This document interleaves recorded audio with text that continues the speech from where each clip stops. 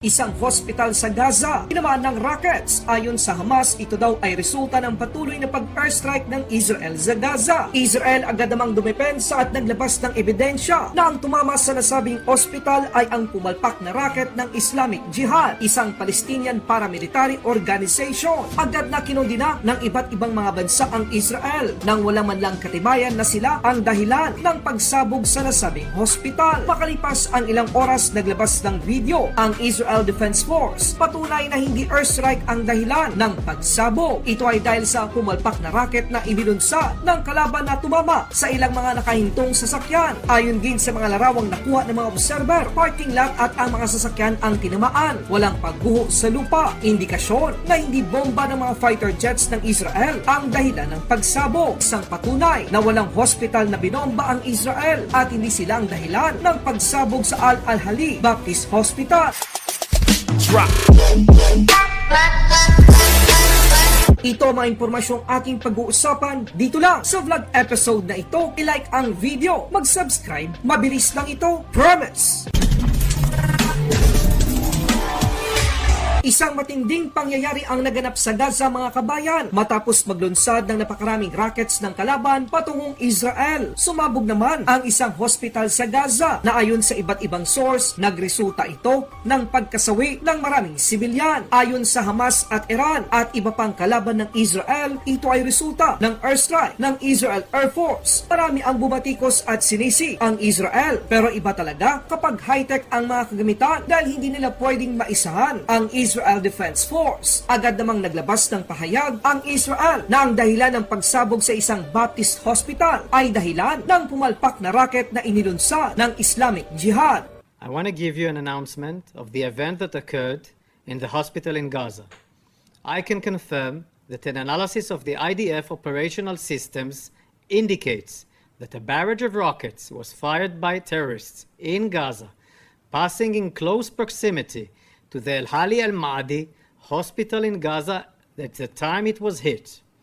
Intelligence from few sources that we have in our hands indicates that the Islamic Jihad is responsible for the failed rocket launch which hit the hospital in Gaza. I repeat, this is the responsibility of Islamic Jihad that killed innocents in the hospital in Gaza.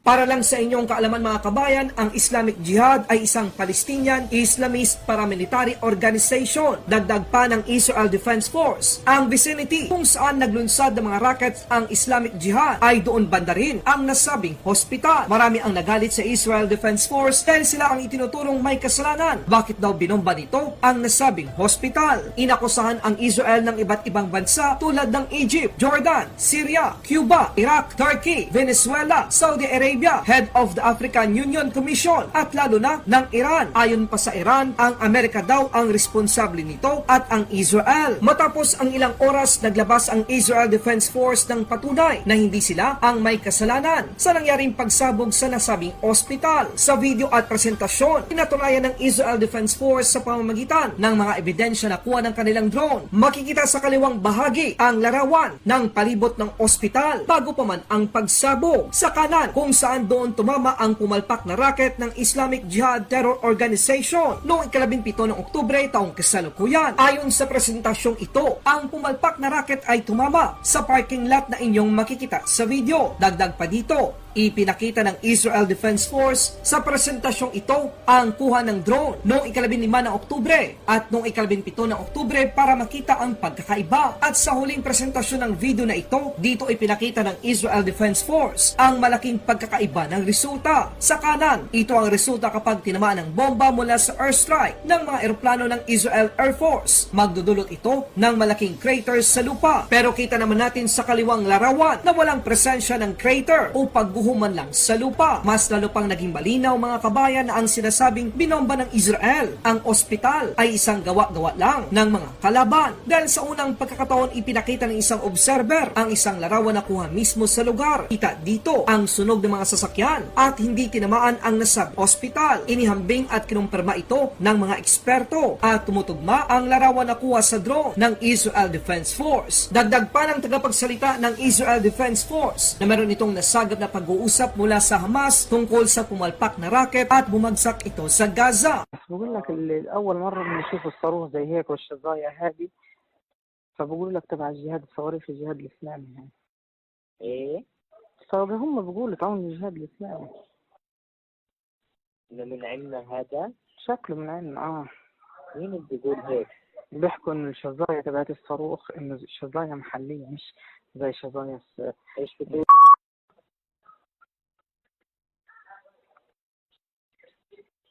سبحان الله، من عندنا ما لقاش غيرين بجرثومة. عاد هذول تلاقيهم من المقبرة الورا دي بفلك محط فيهم. ايش إيه؟ ايش ده؟ بتلاقيهم طالعين من المقبرة اللي ورا المستشفى المعمداني دي اللي هو فسه ونزل عندهم. وفي مقبرة وراه. المعمداني يقول لك عند الساحة بالضبط. هي وين لما تدخل على الساحة؟ أول ما تدخل على الساحة تدخلش على البلد، على ايدك اليمين في مستشفى المعمداني. عرفتها. Sa madaling salita, hindi binomba ng Israel ang nasabing ospital. Mabuti na lang at high-tech at magaling ang Israel dahil kung hindi siguradong mapagbibintangan ito ng kasalanang hindi naman nila ginawa. Ngayon, sa mga bansa at grupong nag-akusa sa Israel na sila ang nagbomba sa nasabing ospital, ano kayang kanilang masasabi kapag nalaman nila na ang Islamic Jihad, isang Palestinian Islamist paramilitary organization, ang mismong responsable sa pangyayaring ito? On October 17th, Islamic Jihad destroyed a hospital in Gaza when a rocket aimed toward Israel misfired and landed in Gaza. This isn't the first time. While thousands of rockets are fired toward Israel, rockets fail. These failed rocket launches cause mass destruction and the death of countless innocent individuals inside Gaza.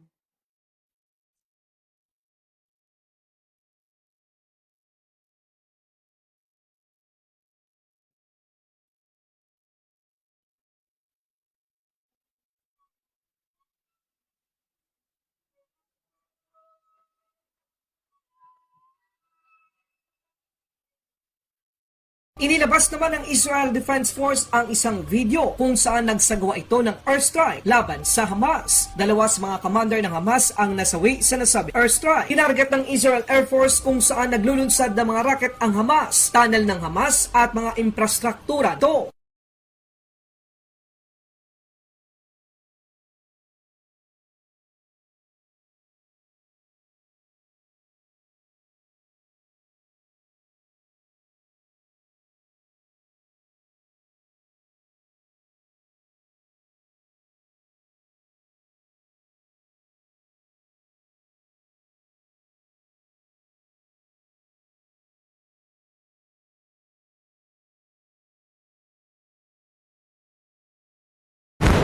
Maraming salamat sa inyong pagtutok sa ating balita ngayong araw. Huwag po ninyong kalimutang mag-subscribe ang aming channel at i-click ang notification bell upang ma-update sa mga susunod na balita. Ito po si Idzky News King, magbabalita para sa inyo hanggang sa ating susunod na pagkikita. Drop.